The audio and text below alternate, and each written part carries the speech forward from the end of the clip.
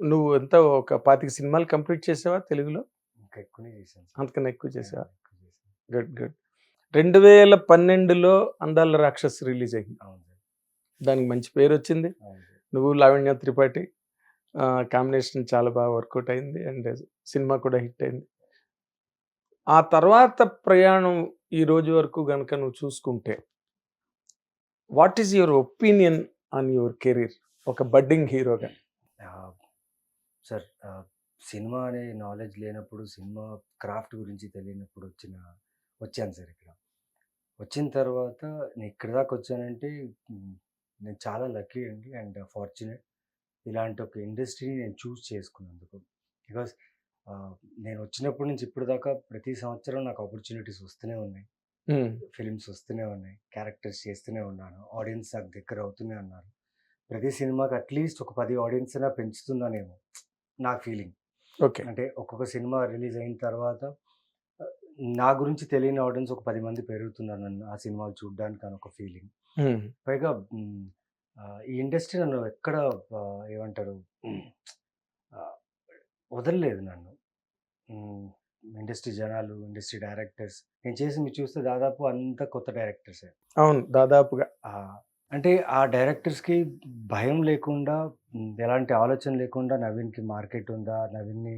నవీన్‌కి ticket తెగుతుందా? Naveen కోసం వచ్చి చూస్తారన్న ఈ భయం లేకుండా, నా టాలెంట్, నాకున్న క్రాఫ్ట్ అంటే ఇతనితో చేస్తే ఇతను చేస్తాడు ఒక నమ్మకంతో నాతో ఇన్ని సినిమాలు చేశారు. అండ్ అక్కడి నుంచి ఇక్కడి దాకా వచ్చానంటే I feel thanks to all my producers and directors and first of all ఆడియన్సెస్‌కి చెప్పాలి. ఎందుకంటే 'అందాల రాక్షసి' ఎప్పుడైతే నన్ను యాక్సెప్ట్ చేశారో యాస్ ఎన్ యాక్టర్‌గా, అప్పటి నుంచి ఇప్పటి దాకా నేను మధ్యలో కొన్ని బ్యాడ్ సినిమాలు చేసినా, కొన్ని బ్యాడ్ క్యారెక్టర్‌లు చేసినా, ఆ సినిమాలు ఆడకపోయినా, ఇతను చేస్తున్నాడు. I think he need to select a good script అని నాకు అడ్వైస్‌లు ఇచ్చిన వాళ్ళు చాలామంది ఉన్నారు. నువ్వు చేస్తున్నావు.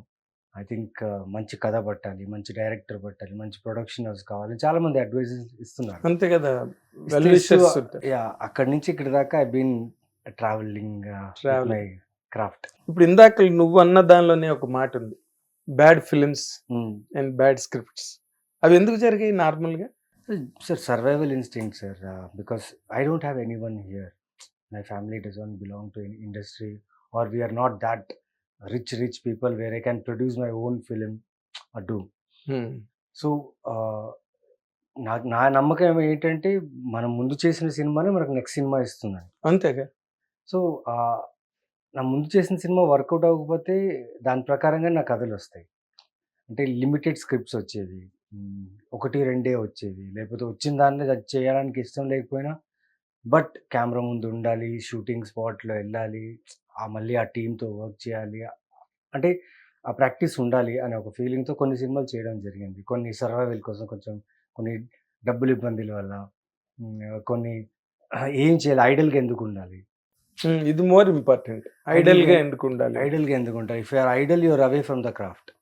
Because out of sight, out of mind. And because you need a friend also here, like actors, directors ఎవరైనా ఉంటే at least to motivate every day to talk about the craft, to talk about the story, script.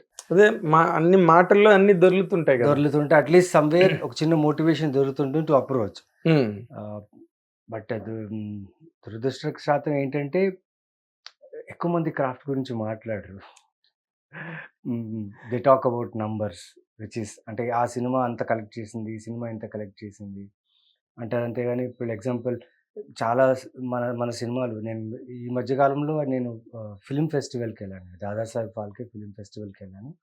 Month of మధుకి దాంట్లో selection అయింది. అవును, విన్నాను month of Madhu. So దాని తర్వాత నాకు అవార్డు కూడా రావడం జరిగింది. బట్ ఆ 2 డేస్ నేను అక్కడ ఫెస్టివల్‌లో ఉన్నప్పుడు నాకు జస్ట్ నా హోటల్ రూమ్‌లోకి వెళ్ళి నా మిర్రర్‌లో చూసి నేను అనుకున్నా, వాట్ ఆర్ యూ డూయింగ్? ఏం చేస్తున్నావు? Because I met 18-year-old bye who made an animation by his own. తనే స్క్రిప్ట్ రాశాడు, తనే డైలాగ్ రాశాడు, తనే యానిమేట్ చేశాడు, తనే ఎడిట్ చేసి అన్నీ చేసి he presented his short film there. And అందరూ షాక్ అయ్యాం. అక్కడ చాలా చిన్న చిన్న పిల్లలు, చిన్న చిన్న ఏజ్ ఉన్న పిల్లలు ఎలాంటి ఒక కాంటెంట్ చేస్తున్నారంటే సార్, లైక్ నేను ఎక్కడున్నాను, ఐ థింక్ అసలు మనం ఏంటి ఎలాంటి మనం సినిమా ఏంటి, ఎలాంటి సినిమాలు చేస్తుంది, ఎలాంటి కథలు చెప్పాలి, సినిమాల కన్నా ఎలాంటి కథలు చెప్పాలనుకుంటున్నాను. అంటే చాలా చిన్న చిన్న విషయాలు హ్మ్, ఆహ్, ఆహ్, చాలా హర్ట్ అయ్యాను నేను కొన్ని కొన్ని విషయాల్లో. అంటే మనకేంటో ఇంత పెద్ద పెద్ద ప్రొడక్షన్ హౌసెస్ ఉన్నాయి. ప్రొడక్షన్ చేయడానికి ఇంత పెద్ద పెద్ద సినిమాలున్నాయి. కానీ గుజరాత్ నుంచి ఒక అబ్బాయి వచ్చాడు. రూ. 3000 ఒక షార్ట్ ఫిల్మ్ చేశాడు. హ్మ్. 3000 రూపీస్‌లో he did a short film. Oh! And ఆ షార్ట్ ఫిల్మ్ 'దాదాసాహెబ్ ఫాల్కే' దాంట్లో అవార్డ్ వచ్చింది అతనికి. Because of his work. It's not about 3000లో చేసాడని. కంటెంట్. కంటెంట్. కంటెంట్. సో, ఏంటి అంటే ఇలాంటి కాంటెంట్స్ మనకు రీచ్ అవ్వకపోవడం కారణం ఏంటి? బికాజ్ మనం మెయిన్ స్ట్రీమ్ సినిమాలో ఉండడం వల్ల, because of or remuneration, or cost, లేకపోతే మమ్మల్ని ఆ టీమ్‌లో తీసుకురావడానికి వాళ్ళు ఆలోచిస్తున్నారా ఏంటి అలాంటి ఫీల్ వచ్చేసింది నాకు. హర్ట్ అయ్యా కొంచెం. అంటే మంచి మంచి కథలో నేను ఉండాలి అన్న ఆశ ఉంది. కానీ మంచి కథలేంటో అక్కడ జరిగిపోతున్నాయి. మంచి కథలు చూసేస్తున్నా. ఆ కథలో నేను ఎందుకు లేనని ఒక ఫీల్ కూడా ఉంది నాకు. హ్మ్. సో, ఐ థింక్ ఇప్పుడు it's it's become more diverse than as like not only in technicians, actors కూడా. ఆహ్, నాకు ఈ మధ్య కాలంలో నేను వర్క్ చేస్తున్న యాక్టర్స్‌లో లైక్ ఈ మధ్య కాలంలో 'ఇన్స్‌పెక్టర్ రిషి' అని ఒకటి చేశాను. అందులో దాదాపు ఆల్మోస్ట్ 60, 70% యాక్టర్స్ అందరూ థియేటర్ ఆర్టిస్ట్సే. హ్మ్. ఎఫ్‌టీఐ చేసిన వాళ్ళు, అంటే క్రాఫ్ట్ నేర్చుకొని వచ్చిన వాళ్ళు. ఓకే. సో, దానివల్ల ఏమవుతుందంటే అండి, యాస్ ఎన్ యాక్టర్‌గా నాకు at the same time production and directors కూడా టైమ్ సేవ్ అవుతుంది. Because they are well prepared. Hmm. Hmm. ఇక్కడ ముందు ఏం జరిగేదంటే, ముందు కథ చెప్పేవాళ్ళు కాదు. కథ చెప్పినా దాని తర్వాత డిస్కషన్ ఉండేది కాదు. డైరెక్ట్ షూటింగ్ స్పాట్, మేకప్ వేసుకొని యాక్షన్ అన్నప్పుడు మనం ఏది చేసినా అది ఓకే అనేసేవాళ్ళు. హ్మ్. బావుంది సార్. అంటే లిమిటెడ్‌గా ఉండేది. ఇప్పుడు అలా కాదండి. Like all my films, I am so blessed to have those directors in my career. They make sure that we sit for reading, we talk, we discuss about the storyboard. I sit with cameraman, I sit with art director. పని లేదు actually. But సైంటిఫిక్‌గా ఎట్లాగుండాలి? Process అంటే it's a హ్మ్. Collective work కదా! Collective work కాబట్టి ఒకళ్ళే ఎవ ఎవ ఒకళ్ళేమనుకుంటున్నారో ఇంకొకరికి తెలియాలి. స్టేట్ ఆఫ్ మైండ్ ఇంపార్టెంట్ కదా సార్. అవును. సో టీమ్ అంతా ఒక స్టేట్ ఆఫ్ మైండ్‌లో ఉండి ఒక సినిమా వర్క్ చేస్తున్నామంటే ఏదో ఒక మిస్ అయినా, సపోజ్ ఒక అసిస్టెంట్ డైరెక్టర్ కాకుండా ఒక స్పాట్ బాయ్ కూడా వచ్చి చేంజ్ చేసి, సార్ కంటిన్యూటీ ఇది కాదండి ఇది అని చెప్పొచ్చు. అవును. He can anybody save the can say. Film. Yes. So ఇప్పుడు ఆ it will help the film. ఇప్పుడు ఆ ఫేజ్ ఆఫ్ సినిమాలో నేనున్నా and I am feeling very happy hmm. To be a part of good films, good scripts and doing good characters. అదేలే. Hmm. అంటే ఇప్పుడు నువ్వు ఇందాక అన్నావు కదా! కొన్ని సర్వైవల్ కోసం ఆ! చేశానండి. నా ఫ్యామిలీ ఈ ఇండస్ట్రీకి సంబంధించింది కాదు. కాదు. అసలు మీ ఫ్యామిలీ బ్యాక్‌గ్రౌండ్ ఏంటి? సార్ మై ఫాదర్ వాస్ కేఎస్ఆర్టీసీలో హెడ్ మెకానిక్‌గా ఉండేవాళ్ళు. కేఎస్ఆర్‌టీసీ. కేఎస్ఆర్టీసీ అంటే కర్ణాటక. కర్ణాటక రోడ్ ట్రాన్స్‌పోర్ట్ దాంట్లో బళ్ళారిలో సార్. హుహు. బళ్ళారిలో he used to do job and మేమక్కడ సెటిల్ అయ్యాం. అంటే దేవినగర్ అని చెప్పి ఒక ఏరియా సార్. హ్మ్. మేమున్న కమ్యూనిటీలో ఆల్మోస్ట్ నా చుట్టూ ఆహ్, 10 ముస్లిం ఫ్యామిలీస్. మేమొక్కరే హిందూ ఫ్యామిలీ ఓహ్! అక్కడ. అండ్ అక్కడ like different languages, not only Telugu, Kannada, Tamil, Hindi, Malayalam, Bengali, అంటే ఆ కమ్యూనిటీలో అక్కడ ఉండే వాళ్ళందరూ చాలా డిఫరెంట్ లాంగ్వేజెస్ నుంచి వచ్చిన వాళ్ళు ఉన్నారు. And culture different. చిన్న వయసు నుంచే వాళ్ళతో పెరిగి, అదే ఆడి, అది డైవర్స్ చేసి కల్చర్‌లో పెరిగావు. డైవర్స్ కల్చర్‌లో పెరిగాను. అండ్ లైక్ ఎగ్జాంపుల్ బెంగాలీ వాళ్ళు they have an art form కోల్‌కతాలో. అండ్ వాళ్ళ ఫెస్టివల్ వచ్చినప్పుడు, వాళ్ళక్కడ సెలబ్రేట్ చేస్తున్నప్పుడు మేము వెళ్లి అక్కడ ఉండడం, పార్టిసిపేట్ చేయడం. పార్టిసిపేట్ చేయడం, అంతా చూడడం. సో, ఇలా డైవర్స్డ్ కల్చర్ నేర్చుకోవడం వల్ల ఎక్కడో ఈ ఆర్ట్ మీద నాకు చాలా హ్మ్, ఇష్టం ఉండింది. Hmm. Because ah, Hampi plus బళ్ళారిలో we have this old ancient temples నుంచి ఆల్ హిస్టారికల్ మాన్యుమెంట్స్ అంతా ఉండేవి. అవును. సో, దిస్ అక్కడంతా లాట్ ఆఫ్ ఆర్ట్. అండ్ మీరు చూస్తే హంపి ఫెస్టివల్‌లో హంపి ఉత్సవం చేస్తారు Hampi every year.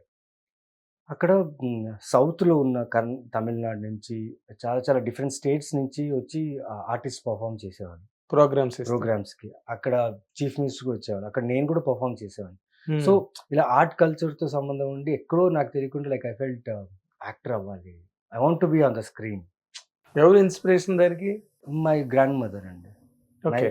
My grand mother she is a wife of a military colonel, హ్మ్. military officer who who whom participated in Second World War. Oh And we are actually Tamilians, sir. మీరు Tamilians Tamilians. We are Mhm. Tamilians, but మాకు తమిళనాడుకి ఎక్కడ సంబంధం లేదు. Oh by origin మీరు Tamilians by origin by Tamilians, but పుట్టింది పెరిగిందంటే పుట్టింది హైదరాబాద్, పెరిగింది Karnataka. Okay so mother tongue Tamil, but still Telugu and Kannada is our first language లాగా. తెలుగు కన్నడ Because ఇంట్లో తమిళ్ ఇంట్లో మాట్లాడుకుంటారు తమిళ్ మాట్లాడతాం. సో కన్నడ రాయడం చదవడం అంతా వచ్చు. సో అదే సార్, లైక్ బళ్ళారిలో నాకు తెలిసి లైక్ ఆర్ట్‌కి చాలా వాల్యూ ఉంది అక్కడ. ఆ చిన్న డిస్ట్రిక్ట్‌లో ఆర్ట్‌కి చాలా వాల్యూ ఉంది. అంటే నేను ఒక డాన్సర్‌గా స్టార్ట్ చేశాను సార్ నా కెరియర్. బట్ నాకు ఇచ్చిన ఎంకరేజ్‌మెంట్, నాకు ఇచ్చిన మోటివేషన్ ఫ్రమ్ ద పబ్లిక్. నా షోస్, నా డాన్స్ షోస్ ఏదైనా అక్కడ ఆర్గనైజ్ చేస్తే మీరు నమ్మరు సార్, టికెట్స్ కొని వచ్చేవాళ్ళు నా కోసం. ఓ నా డాన్స్ షోస్ చూడడానికి లైక్ 500, 600 రూపీస్ టికెట్స్ ఉండేవి. స్పాన్సర్‌షిప్ ఉండేవి, అంతా ఉండేది. సో అక్కడ అనిపించింది నన్ను చూడడానికి పీపుల్ ఆర్ కమింగ్ అంటే like how I go to theatre to buy a ticket and go and watch. I think నాకు ఆ కెపాసిటీ ఉందేమో అని ఒక చిన్న చిన్న నమ్మకం నమ్మకం కలుగుతుంది కదా. కలుగుతుంది. అండ్ ఆ మోటివేషన్ వల్ల లైక్ స్టార్టెడ్ యాక్టింగ్ కెరియర్‌లో రావడం జరిగింది. ఓకే